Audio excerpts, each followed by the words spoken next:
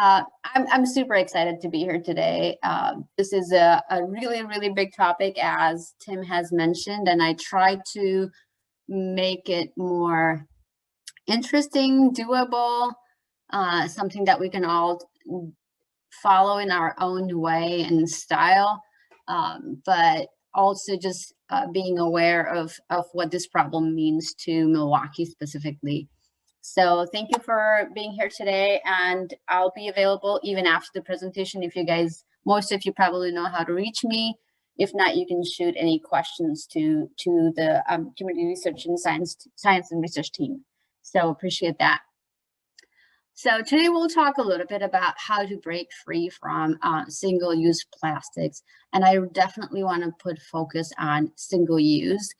I think a lot of times when I start my conversation about plastic, people in general assume that we cover all the plastics in general. And I don't think that that is the bigger problem. The problem was that the plastic is used as a single-use method. So I really, really hope that this is not yet another boring presentation, but we'll find out.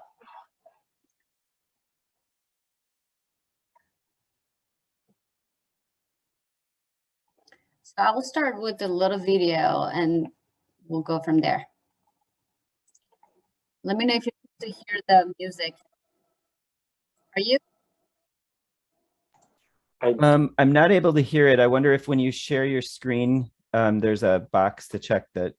I thought so too. Let me try that again. There should be a share computer audio. Yeah, button. And I'll do the optimize clip too. There we go again. Let's start from the beginning. Yep, we can hear it.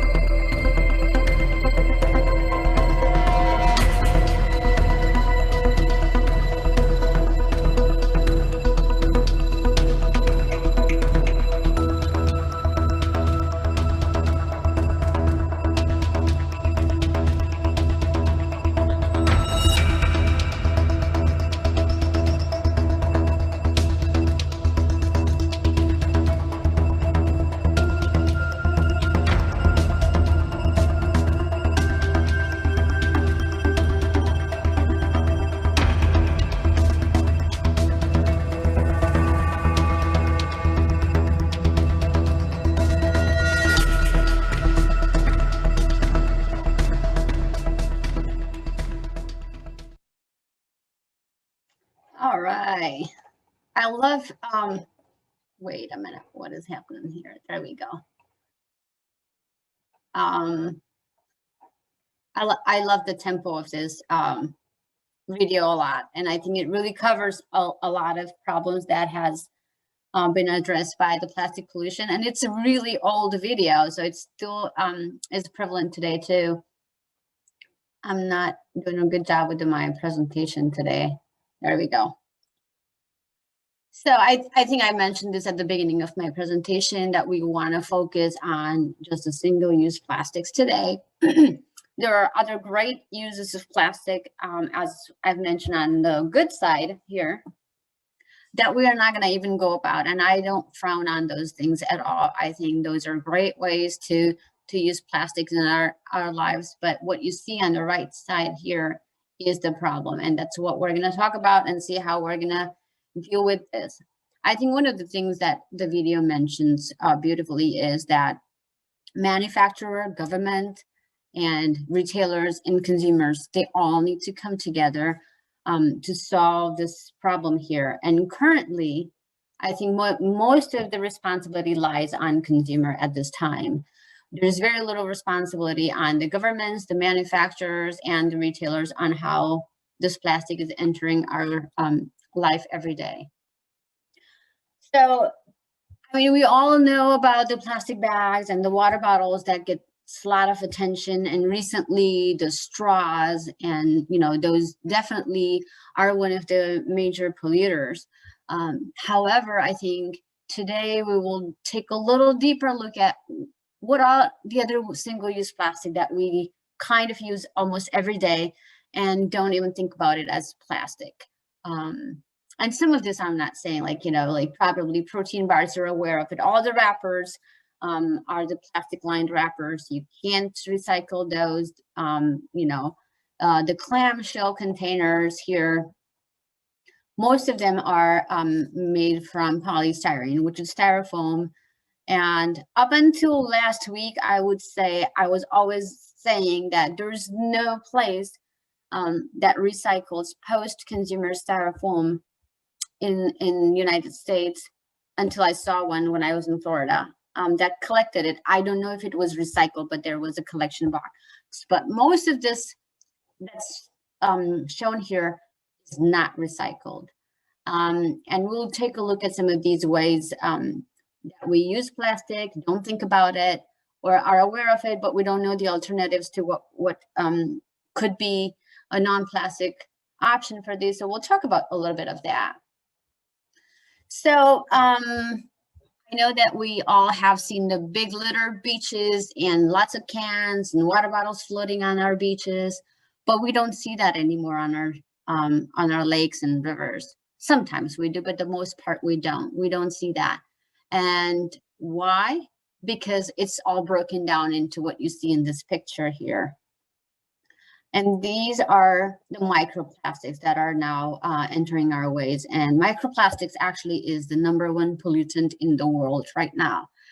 And it's hard to remove. There's no method currently that can remove microplastics from our waterways, our land. And this is what the reality is. On the left-hand side here, what you see is the fiber from clothing.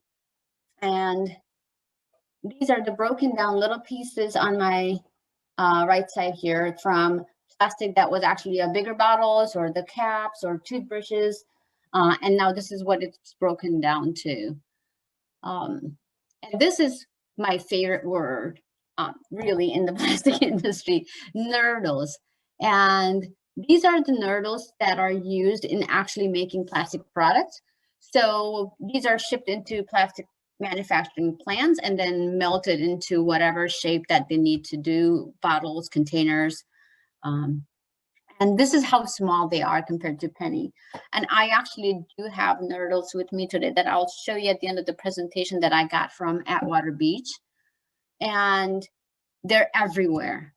Every single beach in Wisconsin, Great Lakes, oceans has microplastic in it. The nurdles can be found. All you have to do is sit on one spot and start just sifting the sand a little bit, and you'll start to see these nurdles. And then once you see it, you cannot not see it. That's another thing. Once you spot a nurdle, you'll always spot a nurdle. And the reason we cannot remove these is that first, they're very small to remove. And when you try to sift this, it actually removes a lot of organic matter from the sand that's important for our beaches' health and also not deteriorating our land. So there is currently really no process to remove these. So where does the microplastic come from? The #1 pollutant for the microplastic is clothing. And many times we don't think about plastic pollution in clothing as one thing. But these are blends that actually contain microplastic: polyester, nylon, lycra, viscose, your outer gear, your winter coats, fitness clothing, waterproof clothing, anything that has non-natural fibers, which is cotton, hemp, and wool, contains microplastic.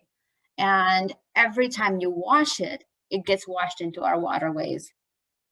So that is the #1 pollutant of microplastic.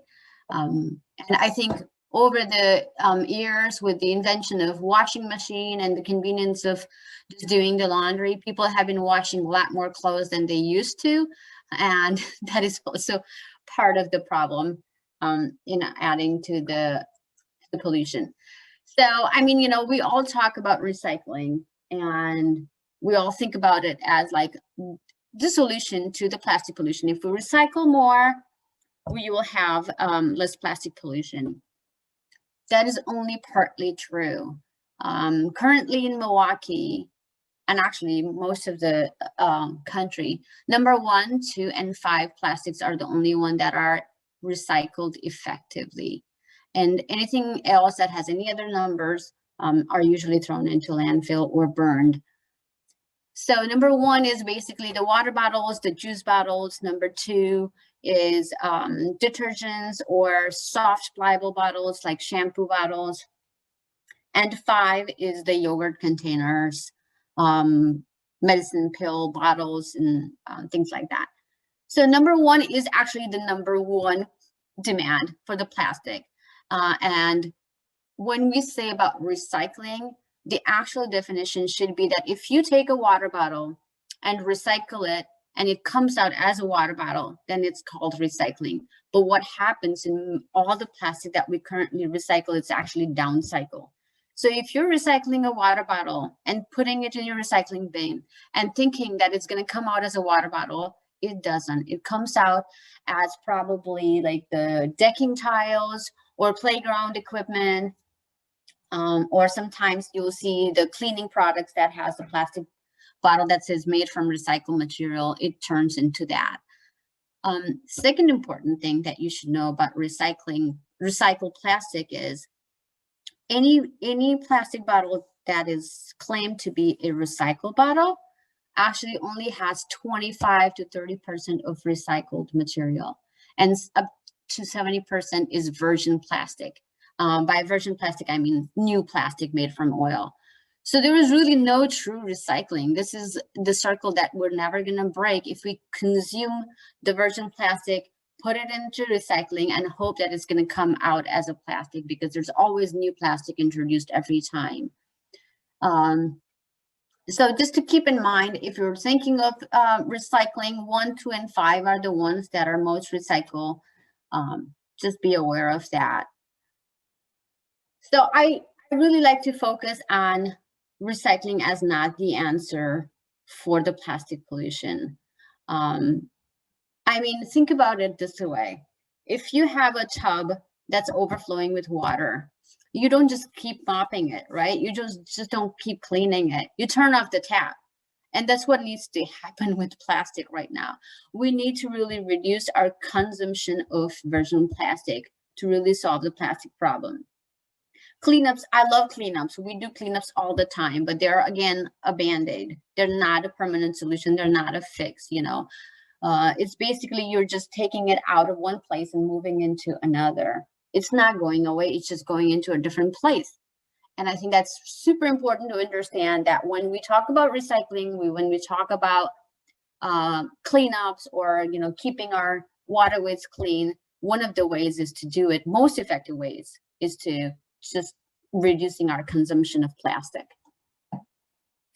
So I think every time we talk or hear anything about plastic pollution, we see oceans, we see turtles, we see marine animals like seals and whales, and there's a very little attention that gets to our lakes and the pollution in our Lake Michigan alone.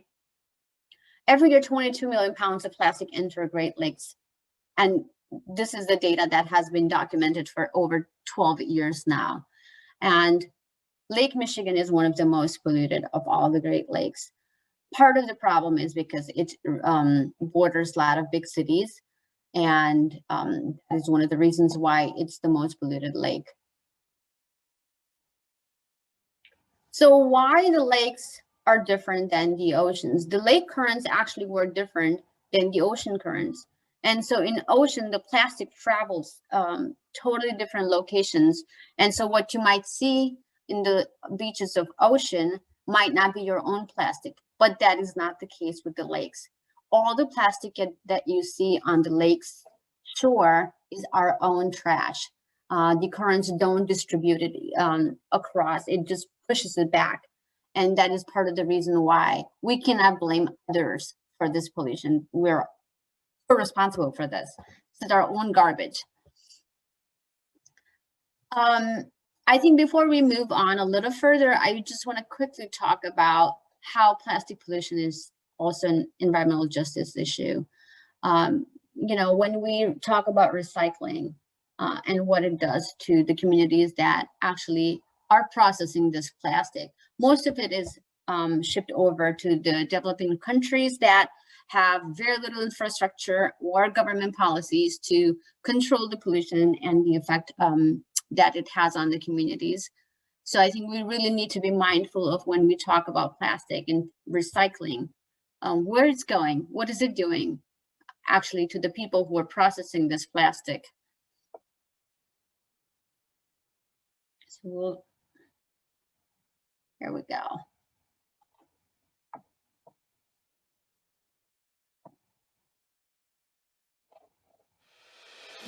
Plastic pollution poses a big problem, but not only to the environment. From source extraction to waste, the existence of plastics hinders the achievement of the United Nations Sustainable Development Goals, affecting natural resources and the health and rights of communities around the world. For example, this is Yvette. She lives in a fishing village near an estuary. Her family has always depended on the ocean and its resources, but recently, a plastic manufacturer has settled upstream. Pollution from the factory may cause flooding, impacts tourism and fisheries, contaminates seafood and water sources with microplastics, and overall has negative repercussions on human rights.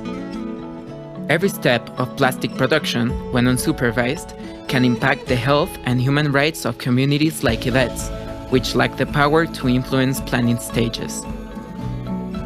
Try to imagine the stress and anxiety the parents of these children suffer, being exposed to plastic-related toxics.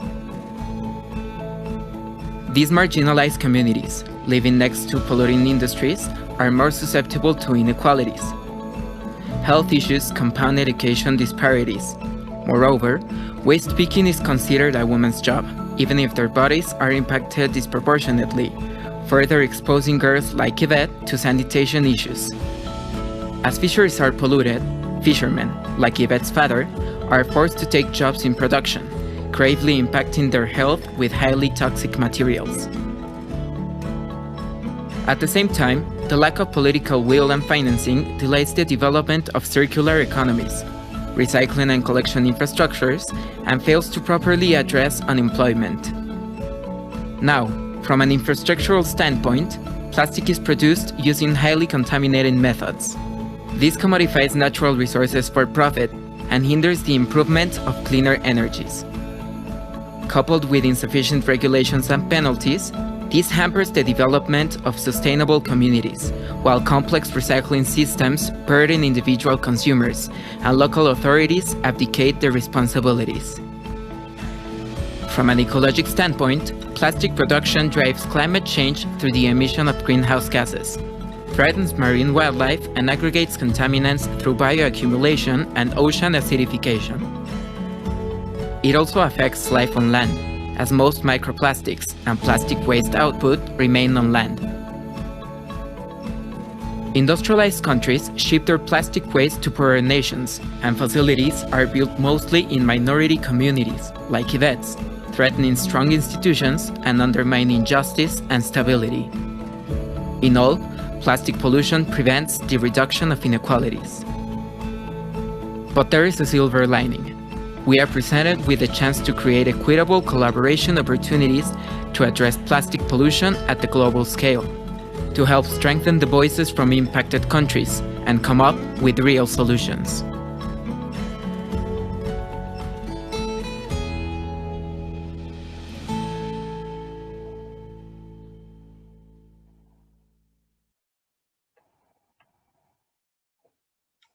All right.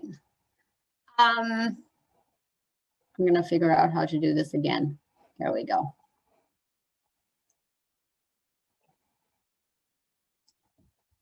I know like all the things we have talked so far are just the problems. And I have not even touched the surface of all the problems, but I think from this point onward, we'll talk about what is the solution? How can we solve this massive problem that seems impossible to solve by one person? I think a lot of times people, including myself, I feel like, what is my action going to do? What is it that my own little saying no to plastic is going to affect this massive problem? And I think the answer always for the global crisis has been local. You know, we start with our own house, we start with our own communities, and we go step by step. We saw this happen with COVID-19 when it became a global pandemic. All we did was made sure that we're keeping our communities safe. You know, and this is exactly is the way we would deal with the plastic pollution problem locally. So I think always the first step in any plastic-free journey is the refuse. And I really feel like in the recycle, reduce, recycle, the triangle, the first thing should be really refuse and not reduce. And this is really one of the easiest steps everybody can just take before you think you have to make significant adjustments to your lifestyle. I think that has been a deterrent in taking on the plastic-free journey for a lot of people, because they think like, okay, so that means I have to give up my lifestyle, become this different person. That doesn't have to be the case. I think there are some simple, easy steps we can start doing right now. You know, just saying like when you're taking a takeout, just saying no to the plasticware and condiments. And I'll tell you this, I have a box of condiments and plasticware that came home despite saying like 20 times, like, please don't send me any plasticware. Please, I don't need the condiments. It's such a muscle memory for people who also are doing those jobs every day that it's hard for them to remember to not put the plastic. So you will still have some plasticware come to your house, but it just is a good habit to every time reiterate, I don't want plastic fork, you know, especially if you're going to eat at home. Second thing that I have always seen people kind of not like think about when thinking of party favors. I have a 7-year-old and we go to birthday parties, and there's always the party favor bag that comes home. And most of the time it's filled with plastic stuff that probably he's going to use one time, maybe twice, you know, and then it gets thrown away. So just saying no to the party favor bags, conference swags. I mean, we all have received pens and the totes and folders. How many do we need, you know? So it's just saying no to those things is the easy way to avoid plastic in the first place. By the way, those totes that we buy at the grocery store are actually also made from plastic. They're 100% poly-based material. So if you leave those actually in a hot car, they start to disintegrate. So no reason for us to bring those things home. You know, t-shirts. If you are a runner or if you participate in races, you get free t-shirt. If it's 100% cotton, I would say go for it. But if it is not, if it is a poly blend, you can just say no thank you to the t-shirt, you know. The drink cozies that come, the beer cozies, 100% made with poly-based material. How many do we need those? I'll tell you, if you go to Goodwill, you'll see a giant pile of these drink sleeves donated by people that nobody wants. And they sit there and then they get thrown away. One simple thing is just to say no to straws. Milwaukee banned plastic straws last year. But it is what they called a conditional ban. So the restaurants can still keep the straws and offer on request, but they just are not allowed to hand one directly to you. Of course, the enforcing of this ban also is a biggest challenge. And then the promotional materials, like if you get a handout from something, just saying no simply to that. I think these are easy ways to start your plastic-free journey before we take a deeper dive into our lifestyle and how it really affects our lifestyle. So the first thing in doing plastic-free journey is the audit of what your house looks like. what are your habits? And I have seen so many documentaries where people just give up plastic on this January 1st, and like how we're going to talk about plastic-free July. And then they say, this is it. I'm going to throw everything that I have in my house and start a new plastic-free lifestyle. I encourage you not to do that. It is such a drastic shift. And in a lot of times it turns into a disaster because you're taking on this journey that you're not fully prepared for, or even if you're prepared for, it may not work out for like an entire year. So just don't go all cold turkey on plastic. That is not the way. I also encourage you to not throw away any plastic that you have in the house. I think that's part of the problem too. We have so many of these new brands that promote like these subscription-based boxes that will send you all the hemp and bamboo and wood-based material, and you're so tempted to just grab onto those and throw what you have. Please stop and take a look at that one time before you do that. If something is functional, use it. Don't throw it away. That's one of the best ways to stop plastic from going into landfill, is use what you have. But I highly recommend everybody to do a detailed audit report. And this is a really fun family activity. I do this often with my family. And what you do is basically everybody sits and write down their morning to bed routine and what are the ways that they see plastic in that routine. You know, is it your toothbrush? Is it your toothpaste, shampoo, shaving? When you're looking in the morning, coffee. Is your coffee bringing any plastic in the house? Breakfast items. And then you go on to the lunch, your office, and then slowly go down all the way up to the bedtime, including your pajamas. Is there plastic in your pajamas? And write those down. And once you have a clear understanding of how much plastic you have in your life, it really makes you understand like where you need to start, what you need to do, instead of just going all cold turkey. I keep repeating, it will break your bank and it will make you feel like you're not doing a great job eventually. I think the part of the process is to really succeed and feel good about what you're doing and have small wins and go one step at a time. It's such a long journey. I've been working with plastic pollution for 20 years right now, and I'm still learning. And it has taken me 12 years to make my pantry plastic free. So don't rush into this process. Don't just go buying stainless steel containers. If you want to, that's fine. But I just want to make you aware that this is something that you need to take slow and have your body, your family adjust to the change slowly. So the second thing that I recommend is prioritizing. You know, what is important to you as a family? Is it something that an easy swap, or is it something that makes a significant swap? And by easy swap, I mean, if it's just a bamboo toothbrush, that's going to make it easy for you versus going plastic-free bread. You know, that's probably a harder swap to find, but more significant because it depends on how many bread bags come in your home. And then creating a plan. I often recommend people to make one switch a month, and it has been really successful for many, many families. It really is easy on your budget if you're trying to go all in with the plastic pollution.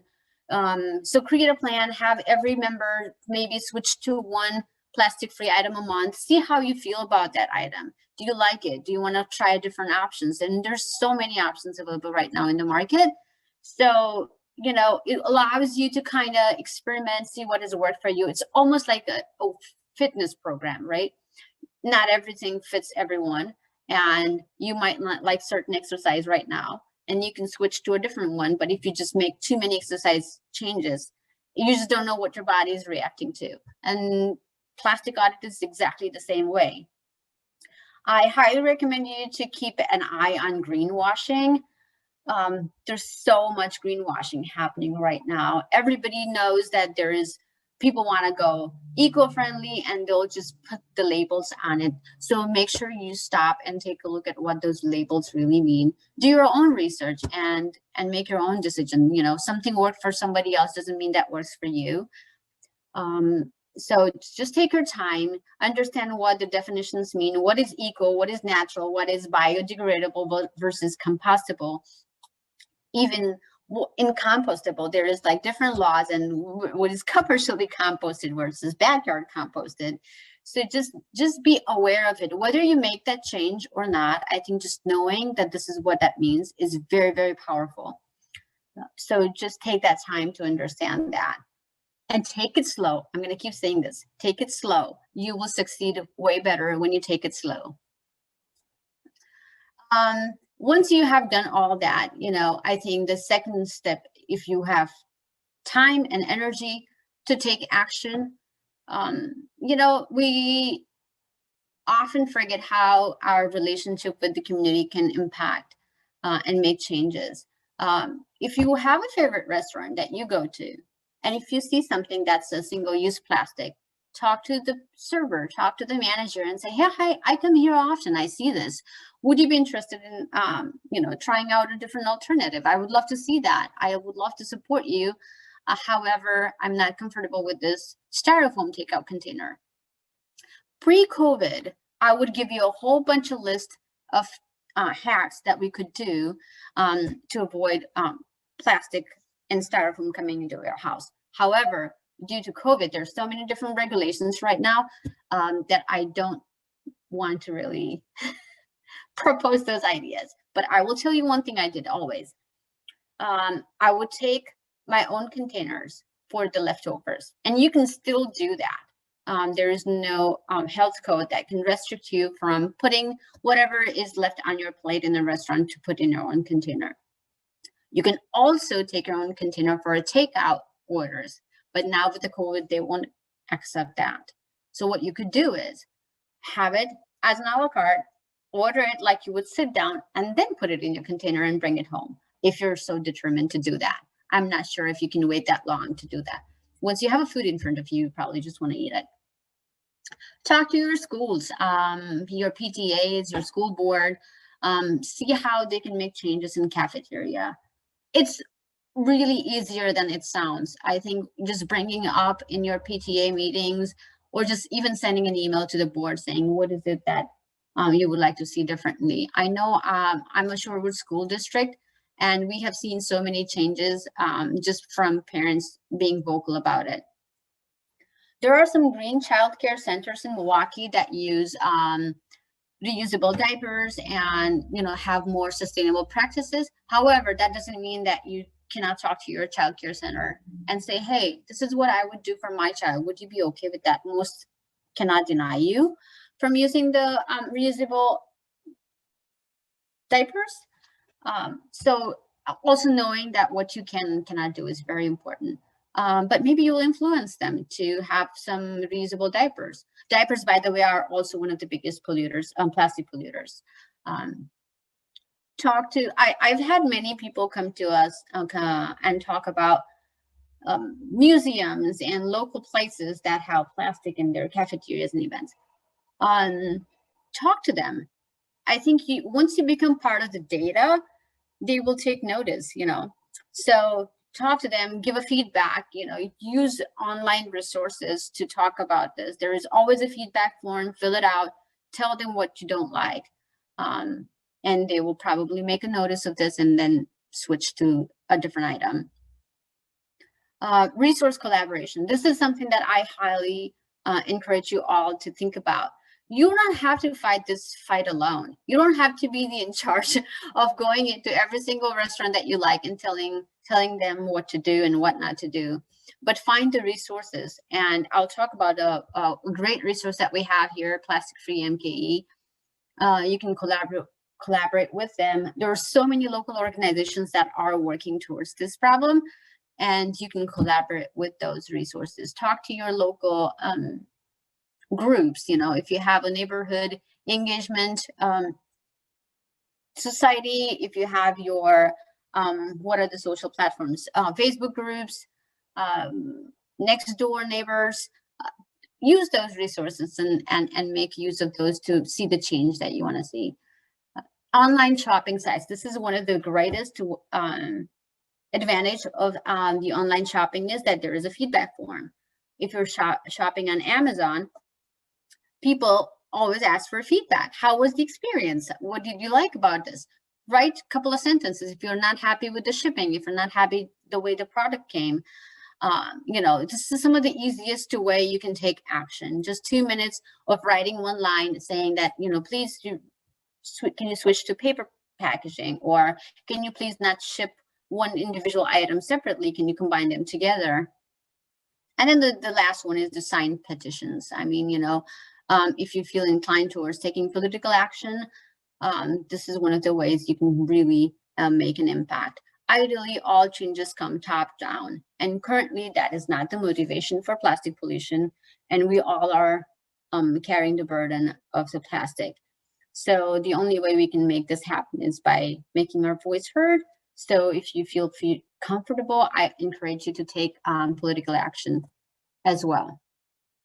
So now we've talked about all this. One of the easiest way to reduce plastic is grocery shopping, and one of the hardest way to do this is grocery shopping. This is the biggest plastic problem. Our grocery stores look like this, the way they do today, and there's nothing we can do about it. So I go by this rule, and I'm going to share this with you all. And whether you switch the product or not, I think just keeping every thought in your mind when you're picking one item, this is what I do. What does this product do to my body? Is this good for me? You know, was this created something that was harmful to me? Or is it going to be nourishing my body if it's a consumption item? Or, you know, lotions, applications, you know, skin is our biggest organ, and we kind of forget about what it can do to our body. The second thing I think about when I pick up an item is what did it do to people who work in making this item? Were they treated fairly? Were they worked in a environment that was safe for them? And then the third one is what does this product do to the environment? How was it created? You know, palm oil is such a destructive ingredient right now. And people, when we became trans fat free, palm oil was one of the ingredients that people found to achieve that, zero trans fat. However, what it's doing to the environment and the people who live in the areas that palm oil is produced is horrendous. You still may want to buy that product because that is something that you like. But just being aware of what your choices are and what you're doing, I think is so important. Eventually, you might find an alternative, or you will still continue to use the product, which is totally fine. I don't want to tell anybody that, you know, if just because they're using plastic doesn't mean that they're not thinking about all these things. I think sometimes you just have to do what you have to do. So I'm completely with you on that. Wherever you are in this journey is the right point. There is no wrong start. There is no, I'm too late in this. There's no like, I haven't done enough. You know, a thought itself is so important. Mindfulness is so important in this journey. So I'm going to tell you this, which is what I believe in, that we don't want a handful of people doing plastic free perfectly, but we want millions and millions of people trying and failing and working it out every single day. And that is the only way we can do it. I'm going to actually stop sharing my screen so I can see your beautiful faces. Then I'm going to show some of the things that I talked about in the meeting.